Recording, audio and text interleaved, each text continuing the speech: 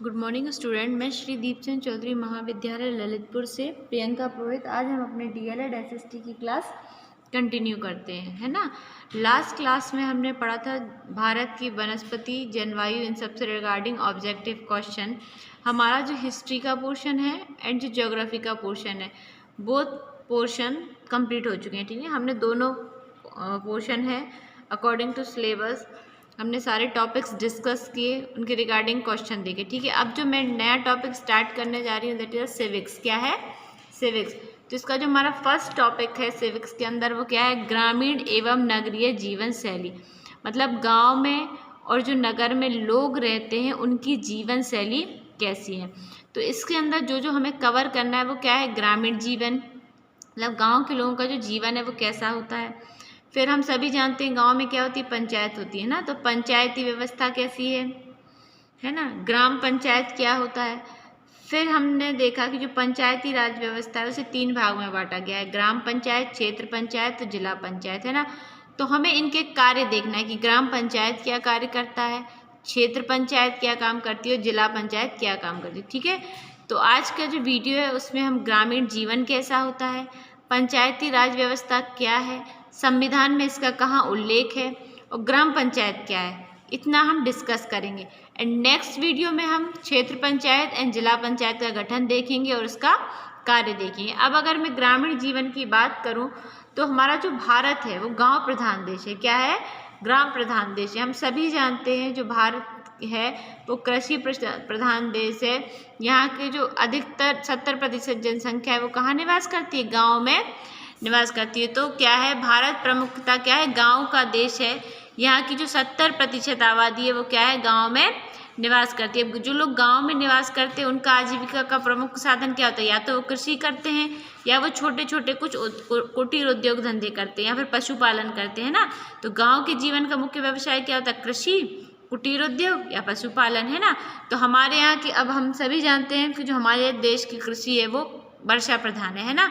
मतलब वर्षा अगर अच्छी होगी तो हमारे यहाँ की कृषि अच्छी होगी, वर्षा अगर अच्छी नहीं होगी तो कृषि अच्छी नहीं होती। अब जैसे ही गांव शब्द हमारे दिमाग में आता है तो हमारे दिमाग में सबसे पहले यही बात आती है, ऐसा चित्र आ जाता है कि जहाँ की आबादी, सड़कें, बिजली, मतलब वहाँ की सड़कें अच्छी नहीं है, गांव में बिजली की व्यवस्था अच्छी नहीं है, शिक्षा व्यवस्था अच्छी नहीं है, स्वास्थ्य व्यवस्था अच्छी नहीं है। ऐसी जो मूलभूत सुविधाएं, इन सब चीज़ों से क्या है, जहाँ की आबादी वंचित है ना, जहाँ उन्हें प्रॉपर इन सब चीज़ों की सुविधाएं नहीं दी गई, तो हम सोचते हैं वैसा गांव है ना। तो यह सही भी है क्योंकि अभी भी बहुत सारे गांव ऐसे हैं जो बहुत पिछड़े हैं, जहाँ अभी भी लाइट की व्यवस्था नहीं है ना। बुनियादी सुविधाओं, मतलब जो ज़रूरत की चीज़ें होती हैं जैसे बिजली हुई, पानी हुई, शिक्षा हुई, स्वास्थ्य हुई, ये सब क्या है? हमारी मूलभूत आवश्यकता है। इनके बिना हमारा जीवन यापन संभव नहीं है ना। तो इन सब चीज़ों का जहाँ पे अभाव है वहीं क्या है? गांव है। यही कारण है कि ग्रामीण क्षेत्रों से शहरों की ओर पलायन की प्रवृत्ति लगातार बढ़ रही है। यही एक कारण है जो गांव के लोग हैं, मतलब जो युवा आबादी है गांव की, वो शहरों की ओर आती जा रही है। अब क्या है? गांव की स्थिति में पहले की अपेक्षा बहुत तेजी से बदलाव होगा, गांव में विकास हो रहा है ना।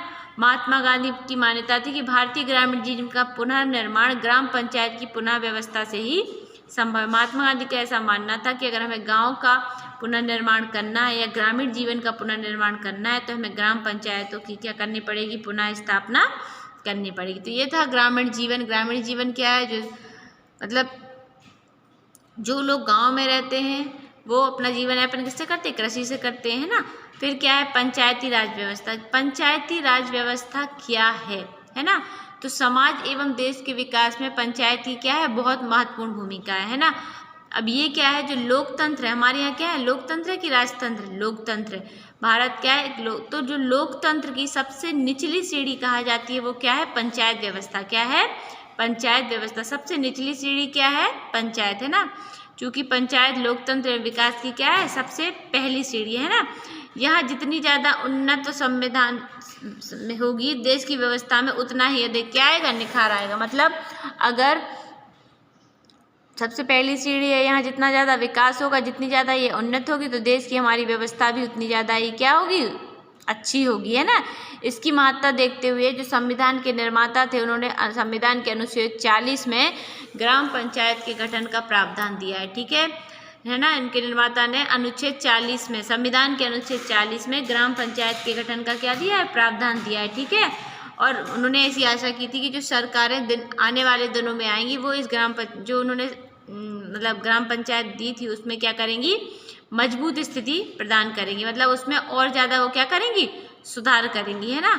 अब जो पंचायती राज व्यवस्था को व्यवहारिक धरातल पर लाने का पहला प्रयास किसने किया था, सबसे पहले जब पंचायत व्यवस्था लाई गई किसके द्वारा लाई गई, हमारे जो प्रधानमंत्री थे कौन थे, पंडित जवाहरलाल नेहरू के द्वारा 1952 में पंचायती राज व्यवस्था की क्या की गई थी, शुरुआत की गई थी। पंचायती राज के वर्तमान स्वरूप को प्राप्त कराने में महत्वपूर्ण भूमिका अब क्या है, जब भी संविधान में या फिर कोई कुछ चीज़ का गठन होता है तो क्या बनती है, समितियां बनती हैं। क्या बनती हैं, समितियां बनती हैं। ऐसी पंचायती राज व्यवस्था के लिए भी बहुत सारी समितियों का गठन हुआ, लेकिन जो हमारी अभी वर्तमान में जो हमारी पंचायती राज व्यवस्था है उसमें बहुत सारे जो फैक्ट हैं वो किससे लिए गए हैं, बलवंत राय मेहता समिति से। ठीक है, तो ऐसा माना जाता है जो वर्तमान में पंचायती राज व्यवस्था का स्वरूप है उसका श्रेय किसे जाता है, बलवंत राय मेहता समिति को, जिन्होंने क्या कहा, पंचायत को एक त्रिस्तरीय व्यवस्था बनाया। क्या बनाया, त्रिस्तरीय बनाने का सुझाव दिया। इसमें क्या था, जो परिवर्तन था इस व्यवस्था में, ऐतिहासिक परिवर्तन 73वें संविधान संशोधन के द्वारा किया गया।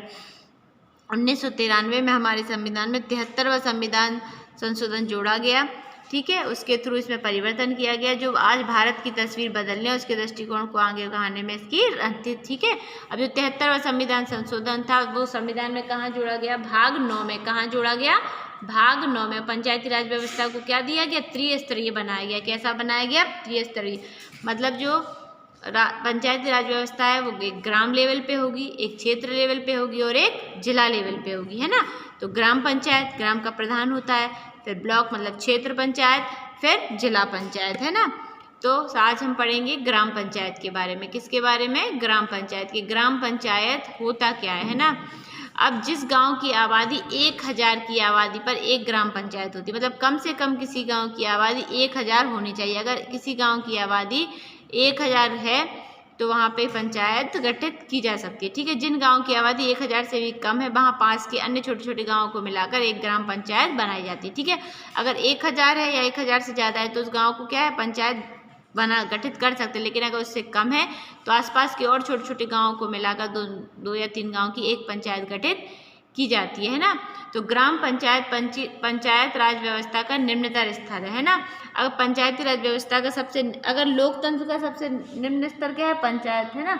और पंचायती राज व्यवस्था का सबसे निम्न स्तर क्या है, ग्राम पंचायत। ठीक है, अब क्या है, एक गांव और छोटे छोटे गांवों को मिलाकर पंचायतें बनाई जाती हैं। ग्राम सभा संपूर्ण वयस्क नागरिकों को मिलाकर बनाई जाती है, या ग्राम सभा ग्राम पंचायत का क्या करती है, चुनाव करती है। ठीक है, अब ग्राम प्रधान क्या होता है, गांव का मुखिया ग्राम प्रधान होता है ना।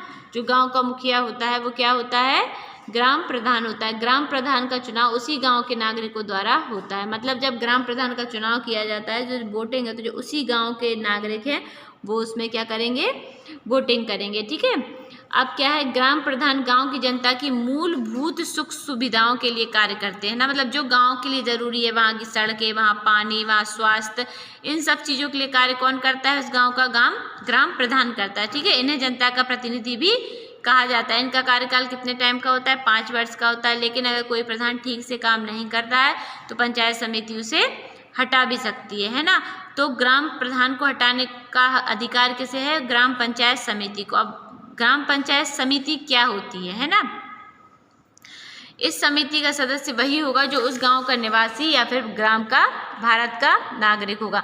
मतलब ग्राम पंचायत समिति के जो सदस्य होंगे पहले तो वही होगा वो उस गांव का नागरिक हो और भारत का नागरिक हो। ठीक है, मतलब उस गांव का निवासी हो और भारत का नागरिक हो। उसकी उम्र कितनी होनी चाहिए, 21 वर्ष होनी चाहिए।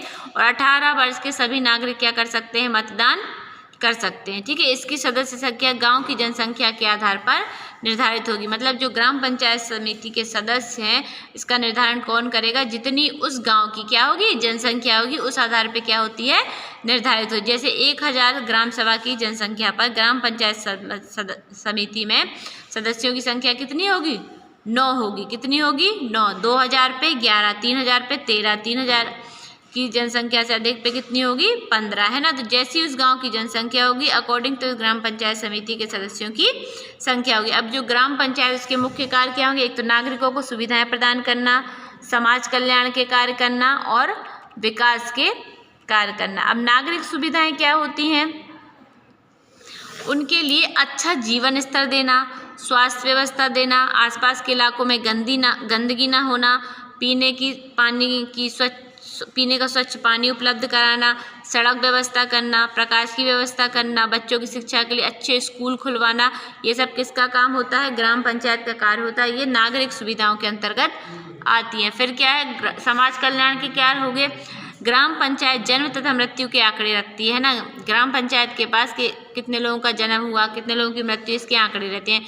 तो परिवार नियोजन और कल्याण के कार्यों को प्रभावी बनाने के लिए उपाय करती है, कृषि विकास के लिए उपाय करती है, पशुपालन और कल्याण के समुचित कार्य करती है। विकास कार्य मतलब सड़क, नाली, तालाब, स्कूल का निर्माण, गांव में पंचायत घर का निर्माण, पुस्तकालय खुलवाना आदि जितने भी कार्य हैं जिससे हमारे गांव का क्या होगा?